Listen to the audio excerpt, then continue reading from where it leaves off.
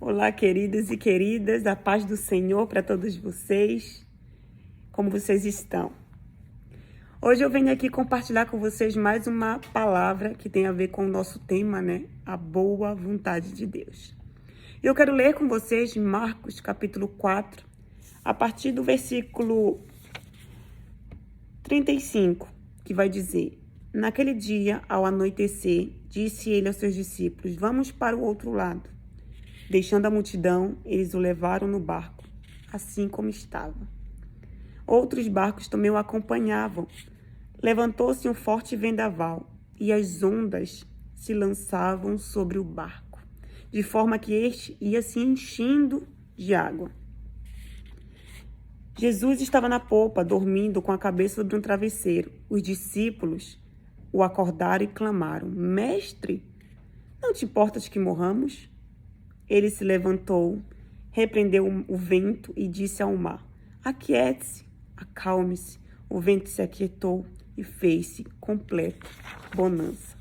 Então perguntou aos seus discípulos: Por que vocês estão com tanto medo? Ainda não têm fé? E meditando nessa passagem, eu encontrei os discípulos de Jesus amedrontados e questionando a Jesus. Mestre, não te importas com que morramos?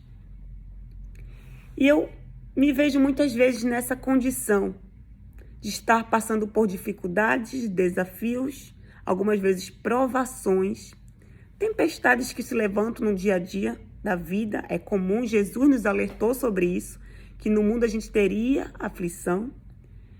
Mas a pergunta é: Senhor, tu não está vendo o que está acontecendo comigo? Senhor, não te importas com que eu morra nessa situação?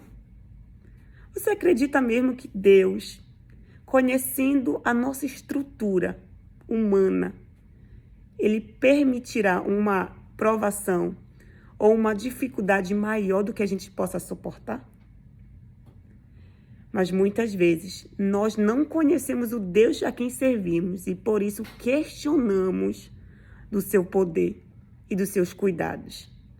Somos exatamente como os discípulos, ficamos amedrontados diante das adversidades. E aqui os discípulos tinham um motivo realmente. A Bíblia está falando que o barco ia se enchendo de água. Então havia um motivo verdadeiro para eles estarem ali, amedrontados. E do mesmo modo é eu e você.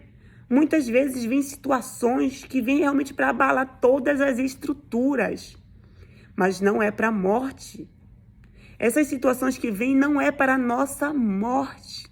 Mas é para a nossa edificação, para o nosso fortalecimento e principalmente para o nosso crescimento. Então, em vez de questionar a Deus, Mestre, não te importas com que eu esteja passando por tudo isso? A pergunta deve ser: Senhor, o que tu queres me ensinar nessa tempestade?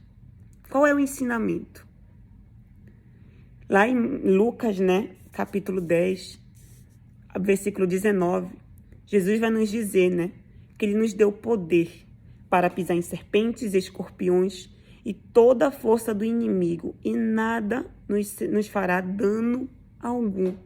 Então, a autoridade, o Senhor já nos deu em nome dEle, não no nosso nome, mas no nome dEle.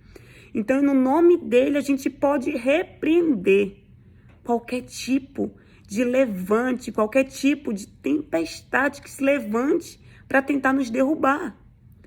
O nosso problema, muitas vezes, é que a gente não quer lutar com armas espirituais, queremos usar armas carnais para situações espirituais.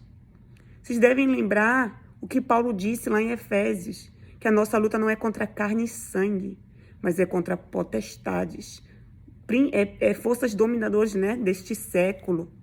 Então não adianta a gente estar passando por uma dificuldade, por um desafio, por uma provação e tentar lutar nessa circunstância, vamos dizer assim, nessa tempestade com armas carnais. Precisamos buscar as armas corretas, precisamos nos imunizar das armas corretas para lutar, em tudo isso.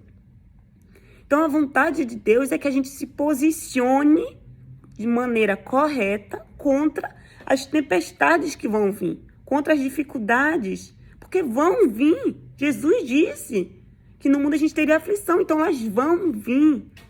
Mas não é para a nossa morte, mas é para o nosso crescimento. É isso que nós precisamos compreender, tá bom? Então eu espero que você compreenda que a vontade de Deus, em meio às tempestades, em meio às dificuldades, é que a gente se posicione, não com medo, mas com fé. Porque Jesus disse, né? Por que vocês estão com tanto medo? Ainda não tem fé? As experiências que passamos com Deus é realmente para fortalecer a nossa fé. Não é para nos amedrontar. Satanás, ele não tem poder sobre nós. A nossa vida está diante de Deus. E ele cuida para que a gente não venha morrer diante das adversidades. A gente precisa continuar crendo que ele está no barco, tá bom? Que Deus abençoe vocês. Que Deus abençoe a tua vida. Em nome de Jesus. Até a próxima.